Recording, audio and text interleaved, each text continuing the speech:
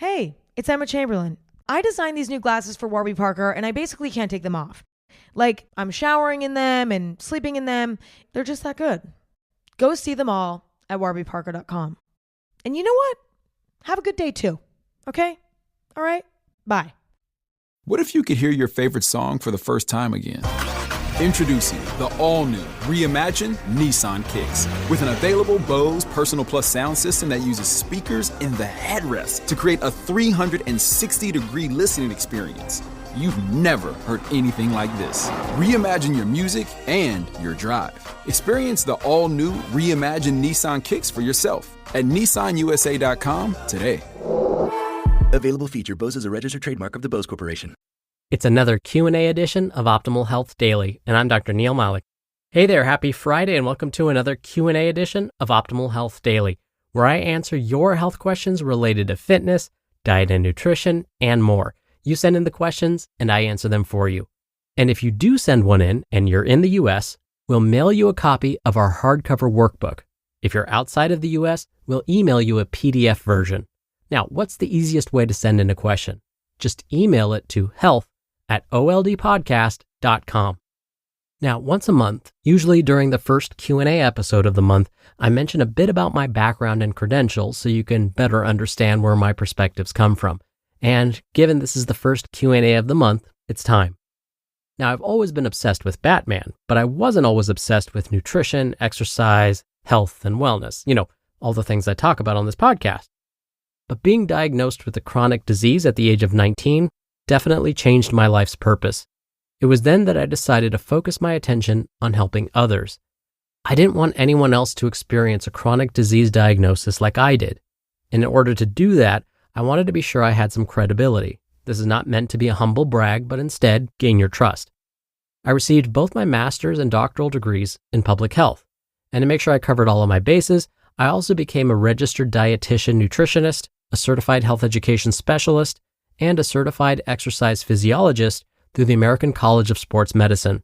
I've been teaching in higher education for a long time now, and I'm currently faculty within the California State University system.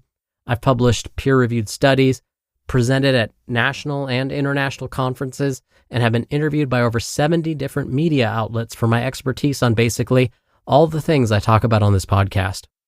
So all of this to say that when I provide my commentary after each episode and I answer the questions you send in, I hope you feel as though it's coming from a place of truth. My only intention is to help you feel your best. All right, and with that, let's finally hear today's question as we optimize your life. Today's question came via email. Mike writes, how can I maintain optimal daily health habits when pursuing a busy work and life schedule? My schedule leaves me minimal time to do things like exercise or go out weekly to buy fresh vegetables, do yoga, pause during the day for inflection and meditation.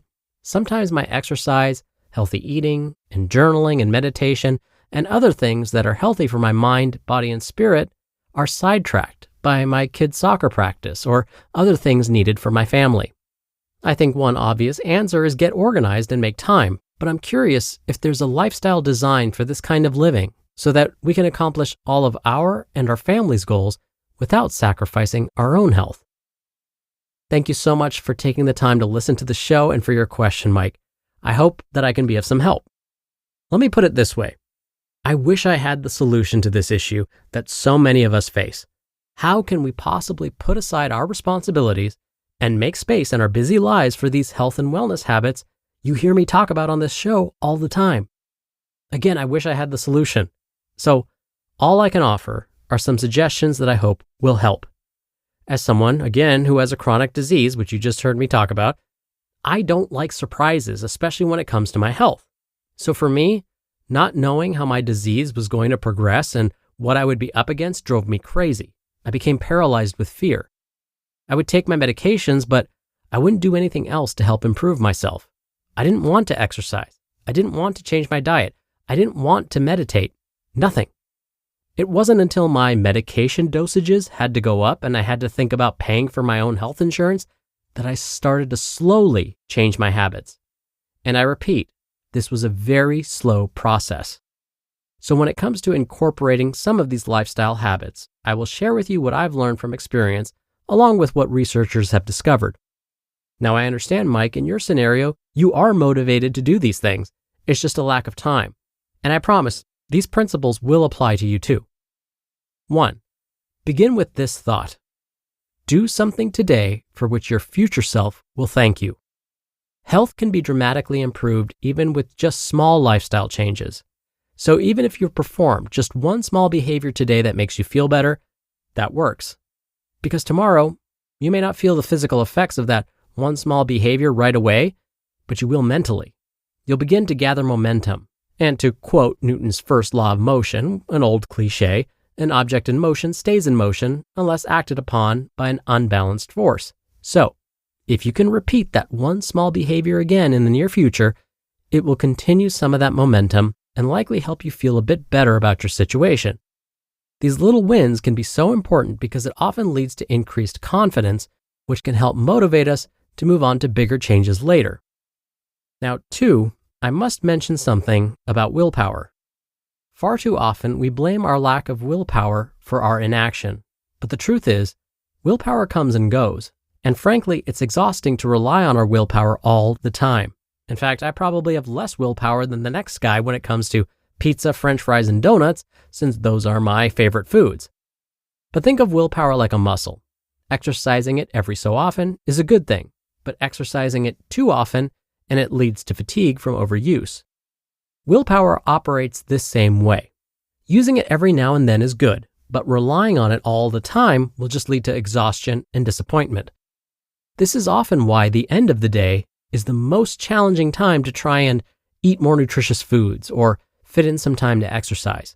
We just spent an entire day using up that willpower muscle at work, dealing with colleagues, sitting in traffic, paying bills, dealing with family issues, taking the kids to soccer practice, you name it. And then we somehow expect we're going to have enough willpower and time left to make a good decision when it comes to exercising or preparing a nutritious meal. It's probably not going to happen. That muscle is spent. Time is run out. So we need backup for our willpower. Tricks we can rely on when our willpower is just not there anymore. Which brings me to another famous saying. 3. Quote, by failing to prepare, you are preparing to fail. Benjamin Franklin. Something we can do to back up our willpower is to have a plan. The beauty of this is it takes out the guesswork and removes willpower from the equation. Now, this plan doesn't need to be complicated. I'll talk more about this with my next suggestion, but researchers have repeatedly discovered that we are more likely to meet our goals when we have a plan. Researchers are also discovering that if you write down your plan, write it down somewhere, anywhere, it tricks the brain into thinking it's real, which in turn makes it more likely to happen. In fact, I often spend some time on Sundays planning out my exercises for the week, and I write out my menu too, and I write them down on my calendar so that time is blocked off and the menu for the week is on paper. Suggestion 4, keep the plan simple for now and consistency will follow. Complexity is the enemy of action. If a behavior is simple and convenient, consistency will almost always follow. So, if you feel like, Mike, you have to head to the gym to get in a workout, try a workout at home. That will likely save you a ton of time. And 5, have patience. Habits take time to form. So why do we expect to be able to break our habits with the quick snap of our fingers? It doesn't work that way. So again, consistency is key. Have patience with yourself. Understand, you may not fit in all of the lifestyle behaviors you would like right now, but that doesn't mean good things aren't still happening. You can't see how the neurons in your brain are beginning to change as you begin this journey. You can't see that by even squeezing in a 35-minute workout or a 5-minute workout, you made some of the sugar in your bloodstream disappear and you've helped the muscle cells in your legs grow. But if you stay consistent and have patience and plan, eventually you will feel and see those wonderful effects. When you're hiring, it feels amazing to finally close out a job search. But what if you could get rid of the search and just match? You can with Indeed. Indeed is your matching and hiring platform with over 350 million global monthly visitors and a matching engine that helps you find quality candidates fast. Ditch the busy work. Use Indeed for scheduling, screening, and messaging. 93% of employers agree Indeed delivers the highest quality matches compared to other job sites. One of the things I love about Indeed is that it filters out incompatible applicants. So when you're hiring, the process is much faster and you only have to consider applicants that are already likely to be a great fit. And listeners of this show will get a $75 sponsored job credit to get your jobs more visibility at Indeed.com/health. Just go to Indeed.com/health right now and support our show by saying you heard about Indeed on this podcast. Indeed.com/health. Terms and conditions apply. Need to hire? You need Indeed. Botox Cosmetic, out of botulinum toxin A, FDA approved for over 20 years. So, talk to your specialist to see if Botox Cosmetic is right for you. For full prescribing information, including boxed warning, visit BotoxCosmetic.com or call 877-351-0300. Remember to ask for Botox Cosmetic by name. To see for yourself and learn more, visit BotoxCosmetic.com. That's BotoxCosmetic.com. Thank you again for taking the time to send in your question, Mike. Now, if you want to send in a question to be answered right here on the show and get a copy of our workbook, you can email one to health@oldpodcast.com. Or if you want to hear your own voice on the podcast, come by oldpodcast.com/ask. Right on that page, you can record your voice straight from your computer's microphone. It's really easy. You can even play back your message and do retakes before sending it in. Or you can do it the old-fashioned way and call in your question. The number is 161-I-LOVE-OHD. That's 1-614-568-3643. Thank you so much for doing that. Answering your questions is my favorite part of the show. All right, but that'll do it for another Q&A edition of Optimal Health Daily. Thank you so much for listening every day and all the way through. I hope you have a great start to your weekend. And of course, I'll see you back here tomorrow where your optimal life awaits.